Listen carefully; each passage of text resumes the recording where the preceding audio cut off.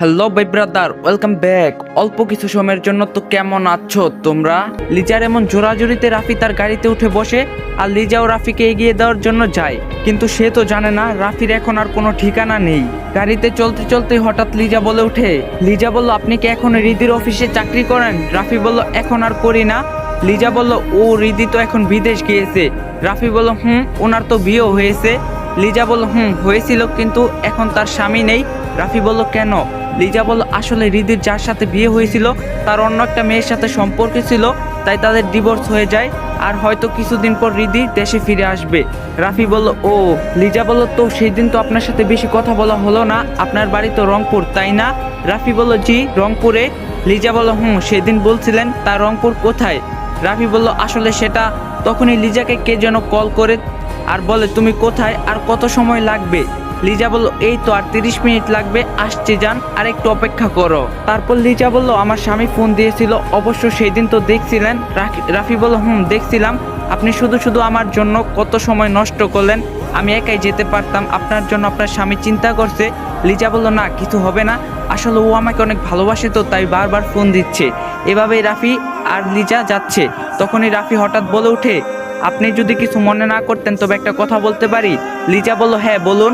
রাফি বলল, আপনি সেদিন রিদির সাথে যেন কোন একটা ছেলের ব্যাপারে কথা বলছিলেন, তার সম্পর্কে কি জানতে পারি?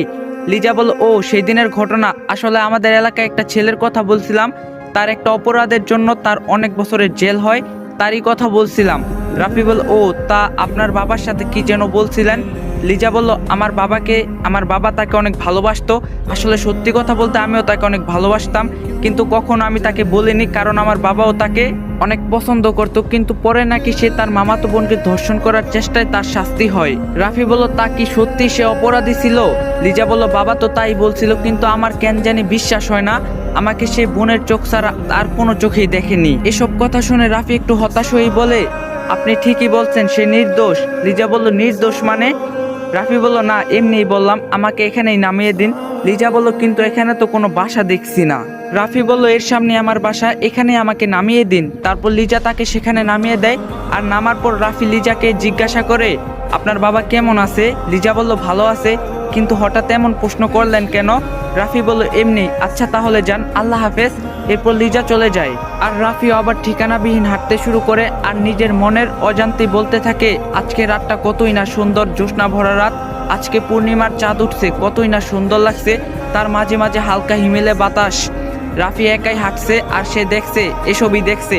হঠাৎ তার মিমের কথা মনে পড়ে, সাথে সাথে আবারও নিজের মনকে বুঝ দিল সে এখন অন্য কারো তাকে